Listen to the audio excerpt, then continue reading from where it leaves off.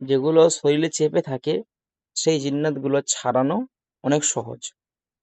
ঠিক আছে হজরত? সেই জিন্নাতগুলো ছাড়ানো অনেক সহজ। কিন্তু যে জিনগুলো চালানকৃত হয়, যেমন যে জিনগুলো কবিরাজ পাঠিয়ে থাকে এবং যে জিন্নাতগুলো কবিরাজ পাঠানোর কারণে তার নিজের নাম পর্যন্ত সে ভুলে যায়। অনেক জিন্নাত আছে যে তার সমস্ত কিছু কন্ট্রোল সে কবিরাজ করে, যেটাকে বলা হয় চালান জিন। তো এই জিনিসগুলো ছাড়ানো অনেক কঠিন।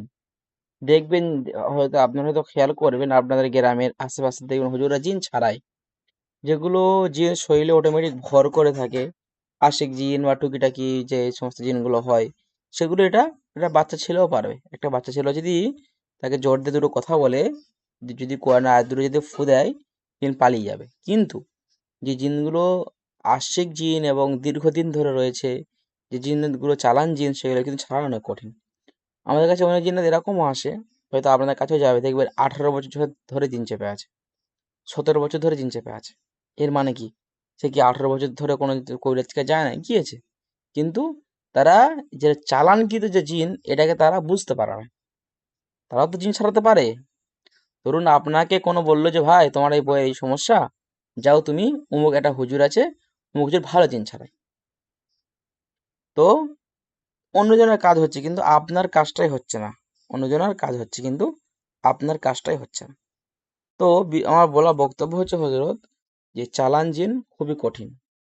তো আমরা যখনই আমাদের পরীক্ষার মাধ্যমে আমরা বুঝতে পারবো যে এটা চালান জিন না চালান জিন, তখন আমরা তাকে কয়েকটা প্রশ্ন করব।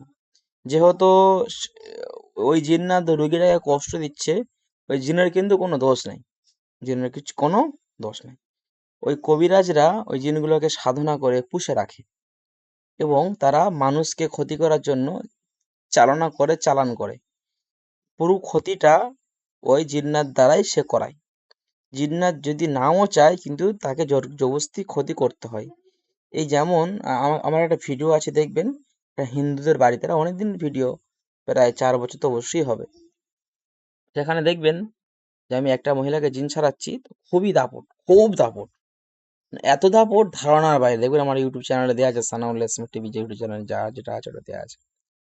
এত দাপট, এমন কি বলছে যে এত বছর ধরে কে কিছু করতে পারলো না, তুই আমার কি করবি? হ্যাঁ, এ না বিভিন্ন রকম কথাবার্তা, দেখবেন যে মানে একদম উল্টো পাল্টা, মানে ম্যাচের একটা ব্যাপার। তো এরপরে যখন আমরা কিছুক্ষণ ওয়েট করলাম, চিকিৎসা করলাম, তাদেরকে বোঝালাম, বুঝলো বা বিষয়গুলো বুঝতে পারলো। তো এরপরে বলছে যে কোনো হুজুর তো আমাকে বার করতে পারে না। আমি যে পেটে বসবাস করছি দীর্ঘদিন ধরে, কোনো হুজুর, কোনো কবিরাজ, কোন তান্ত্রিক আমাদেরকে বার করতে পারে নাই। আমাদেরকে শুধু কষ্ট দিয়েছে আরো। আমাদেরকে পানি পড়া খাওয়াই, আমি আরো কষ্ট পাই। আমাদেরকে শরীরের মধ্যে তারা তাবিজ পরাই, আমরা আরো কষ্ট পাই। তো আমরা যখন কষ্ট পাই, রুগী তখন কষ্ট পায়। আমরা যখন কষ্ট পাই, রুগীকে আমি তখন দ্বিগুণ কষ্ট দিই। তো বিষয় হচ্ছে যে তুমি যদি পারো আমাকে এই পেট থেকে বার করো। তো আলহামদুলিল্লাহ, আমরা বমির মাধ্যমে তাদেরকে বার করেছি। আলহামদুলিল্লাহ, বমির মাধ্যমে তাদেরকে আমরা বার করে ফেলতেই আলহামদুলিল্লাহ রোগী সুস্থ।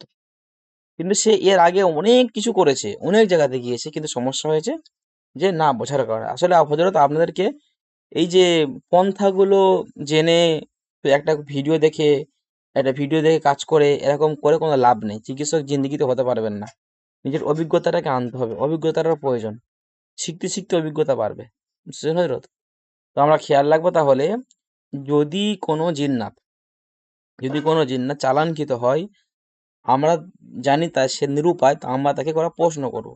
আমাদের ফার্স্ট প্রশ্ন হবে যে আমি যদি তোমাকে পবিত্র কালামুল্লাহ শরীফের শক্তিতে বা আল্লাহর রহমতে তোমাকে যদি আমি কবিরাজের হাত থেকে মুক্তি করে দিই, তাহলে তুমি কি ভালো হয়ে যাবে?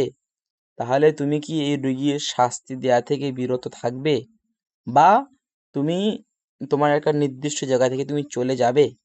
যদি সে বলে হ্যাঁ, তখন আমি কবিরাজের কবল থেকে মুক্ত করা শুরু করবেন। আর যদি বলে, 3 বার বলবেন, 3 বার পরে যদি হ্যাঁ না কিছু যদি না বলে, তাহলে বুঝবেন যে এ নিজেই এর সঙ্গে সেই নিজে রাজি আছে। তাহলে আপনি তাকে বন্দি করে ফেলে শাস্তি দিয়ে, কবিরাজের যে নেটওয়ার্ককে বিচ্ছিন্ন করে দিয়ে, আপনি তাকে শাস্তি দিয়ে বোতলে ভরে দেবেন, অথবা শাহী জিন্নাতকে ডেকে তার হাতে তুলে দেবেন। ঠিক আছে? তো আমাদের এখন যেটা আমরা আপনাদের যেটা শেখাবো যে কিভাবে আপনি কবিরাজের হাত থেকে মুক্তি করবেন। তো আপনার এতটুকুন লিখুন যে পরীক্ষায় যদি চালান জিন্নাত আমরা বুঝতে পারি তাহলে আমাদেরকে প্রশ্ন করব যে আচ্ছা এই পর্যন্ত লিখুন, এরপরে আমি বলছি। সকালে লেখেন এই পর্যন্ত।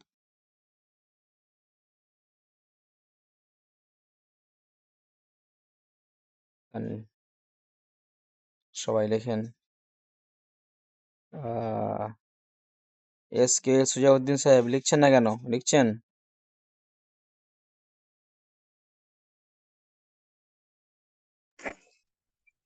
হয়তো লিখছি আমি, নেটটা খুব আমার আচ্ছা, আটকাচ্ছে না আপনার ওখানে আটকাচ্ছে, আমি ঠিক বুঝতে পারছি না। আপনার ভিডিওটা স্টপ হয়ে আছে।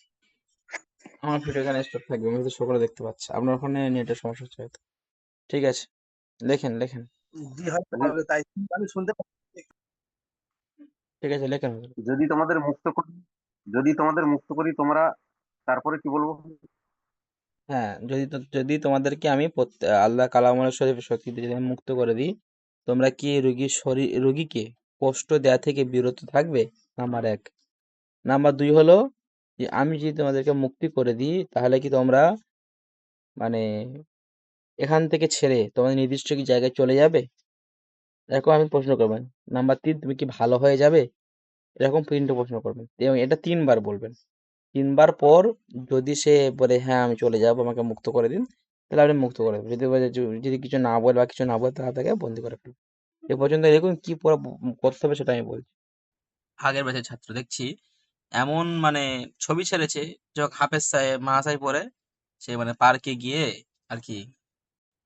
আমি আবারও বলছি, যখন জিন্নাতকে আপনি মুক্ত করে ফেললেন, ঠিক আছে, কবিরাজের কবল থেকে যখন জিন্নাতকে মুক্ত করে ফেললেন, যখন জিন্নাত বলে যে হুজুর আমি মুক্ত হয়ে গিয়েছি, তখন আপনি তাকে বিষয়টা বলবেন যে তুমি যদি চাও আমার সাথে থাকতে পারো, আমি যেমন দিনের খেদমতের কাজ করছি, আমার সাথে এরকম কাজ করতে পারে, হেল্প করতে পারে, এতটুকু যেন বলবেন না যে তুমি আমাকে সাহায্য করো। বললেই কিন্তু এটা উল্টো হয়ে যাবে। সাহায্য করতে পারে একমাত্র আমার আল্লাহ, ঠিক আছে, যিনি আমাদেরকে যিনি সর্বশক্তিমান।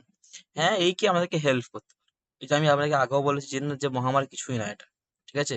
এমনকি আমরা জিন্নাতের থেকে অনেক শিক্ষিত, অনেক শিক্ষিত, ঠিক আছে। তো যাই হোক, কথা হচ্ছে যে আমরা বলবো তো থাকতে পারো, যদি যদি যদি থাকে তো আলহামদুলিল্লাহ, ভালো, না কাজে আসবে। না থাকে তো না থাকলো, কিন্তু তার উপর আমরা ভরসা করবো না, ঠিক আছে।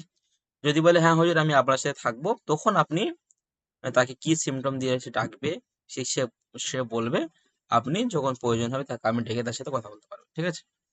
আর যদি সে যেদিন থাকতে না রাজি হয় তাহলে আপনি তাকে বলবেন ঠিক আছে, তুমি তোমার ফাঁকা জায়গায় যেখানে তার ব্যবস্থা আছে তুমি সেখানে চলে যাও। কখনো কোনোদিন রোগী ধারে কাছে দেখি বা কোনো মানুষের যেন খারাপ দিতে তোমাকে না দেখি, ঠিক আছে। এই পর্যন্তই আমলটা। এবার হজরত যে কথাটা বলছিলাম যে মুসলমান যদি হতে চায় সেটা পরবর্তীতে আস্তে আস্তে দাওয়াত দেবেন যে আপনি মুসলিম হতে পারেন বা এরকম হতে পারে, যদি হিন্দু থাকে হয় আর কি। তো এরকম আস্তে আস্তে আস্তে আস্তে আপনি বিষয়গুলোকে করতে পারেন, ঠিক আছে। লিখে ফেলুন হজরত, কিছু লেখা থাকলে লিখে ফেলুন, না আমরা অন্য আমল ইনশাল্লাহ।